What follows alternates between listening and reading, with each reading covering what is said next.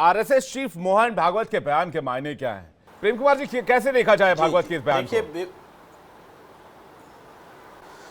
विवेक जी, भागवत जी का बयान जो है आइडियली तो बहुत उत्तम है और वो मानवीय संवेदना की बात कर रही हैं, विपक्ष को सम्मान देने की बात कर रही हैं, ये कह रहे हैं कि अहंकार नहीं होना चाहिए और इशारों में सत्ता पक्ष पर बात कर रहे हैं।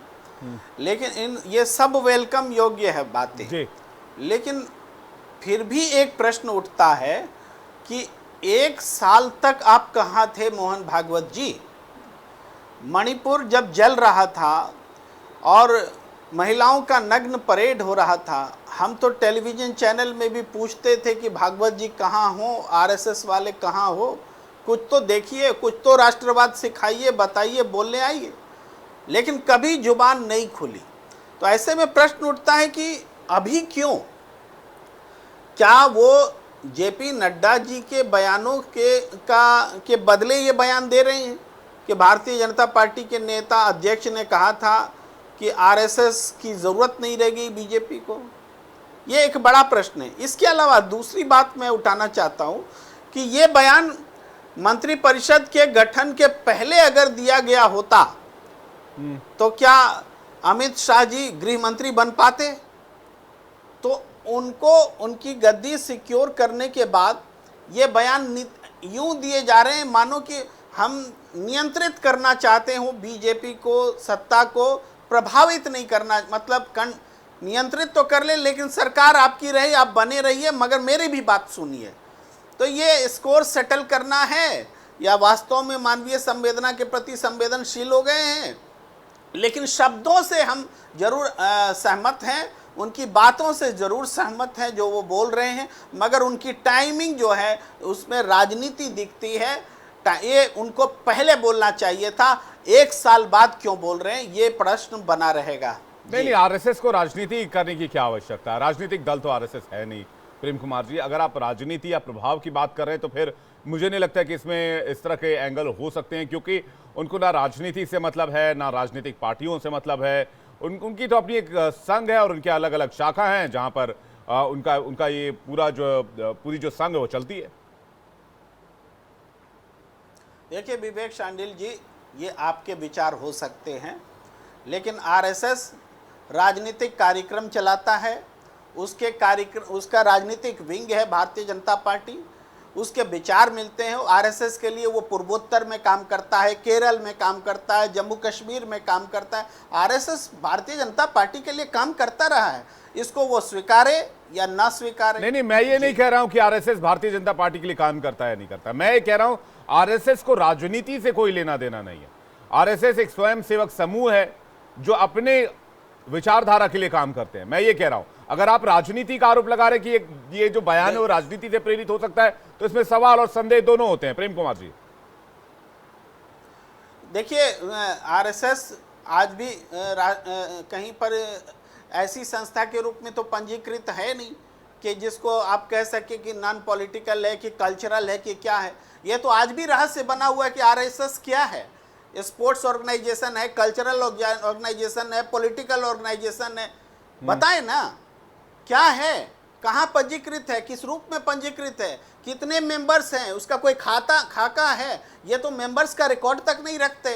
इनके बारे में क्या कहा जाए, ये संगठन किस रूप का है? जी ठीक है, मैं सौरभ मालवीय जी के पास जा रहा हूं, संघ मामलों के जानकार हैं, उनसे पहले जानकारी ले लो, उसके बाद राकेश जी मुस्कुरा रहे हैं, रामकृपाल जी भी आपकी बातों पर थोड़ा बहुत रिएक्ट कर रहे हैं, मैं उनसे भी जवाब लूंगा। फराज की द्वैत को स्क्रीन पे देख पा रहा हूं, राकेश शेट्टी को भी देख पा रहा हूं। एक बार फिर से आप सभी का स्वागत करूंगा, लेकिन मैं सौरभ मालवीय जी के पास जा रहा हूं।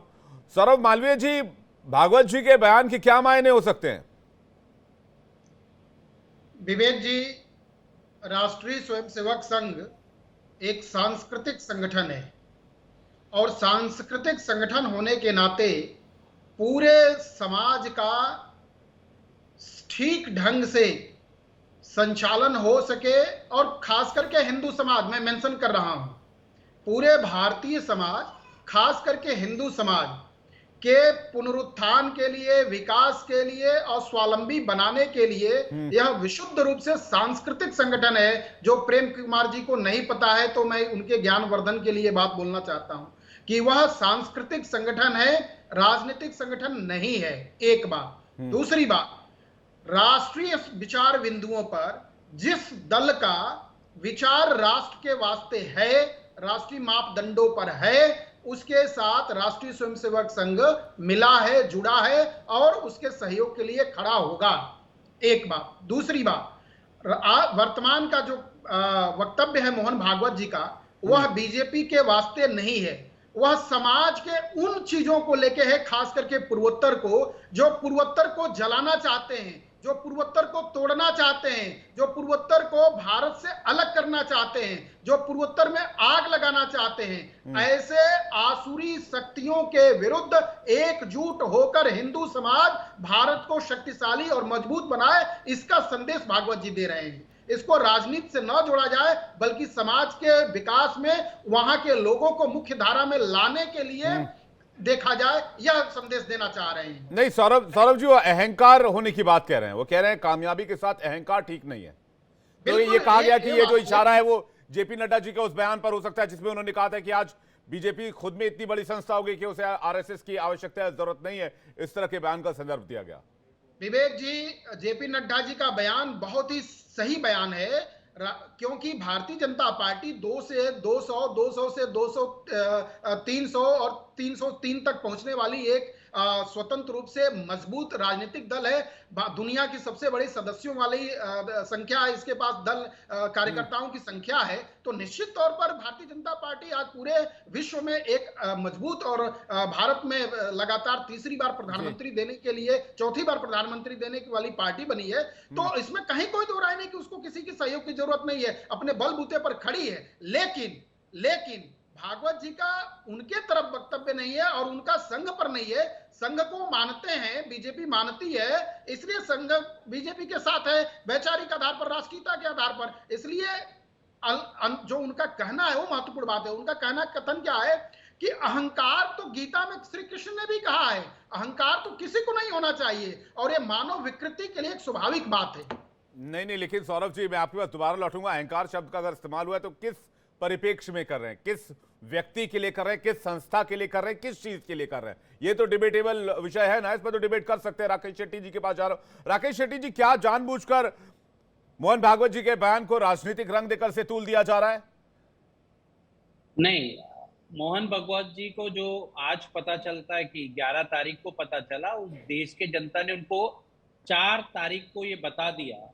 जिस तरह भारतीय जनता पार्टी में से उत्तर प्रदेश में हार हुई है, जिस तरह उनका अमेठी में हार हुई है, जिस तरह वाराणसी में खुद प्रधानमंत्री श्री नरेंद्र मोदी जी का मार्जिन कम हुआ है, मतलब जो व्यक्ति 4.5-5 लाख से चुन के आता था वो 1.5 लाख पे आ गया।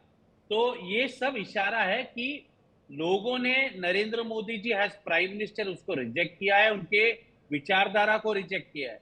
मोहन भागवत जी सही कह रहे, उन्होंने ये कहा कि आप कर्तव्य करना चाहिए मगर कर्तव्य में लिप्त नहीं होना चाहिए, घमंड नहीं करना चाहिए। और हम सब जानते हैं कि इन्होंने एक इशारा देश के प्रधानमंत्री श्री नरेंद्र मोदी जी के लिए किया है। और आप सही कह रहे, कुछ दिन पहले अहंकार भारतीय जनता पार्टी के राष्ट्रीय अध्यक्ष श्री जेपी नड्डा जी ने किया था, क्योंकि हम जानते हैं कि उन्होंने चुनाव के बीच में कहा कि भारतीय जनता पार्टी को आरएसएस की जरूरत नहीं है। मुझे ऐसा लगता है ये बहुत ही गलत बयान है, बिकॉज आरएसएस, जैसे एक पत्रकार ने कहा कि एक सांस्कृतिक संस्था है, इनका frontal organisation, political frontal organisation Bharatiya Janata party है। जिस तरह मजदूरों का आप देखिए, उनका जो स्टूडेंट्स का देखिए, एबीवीपी है।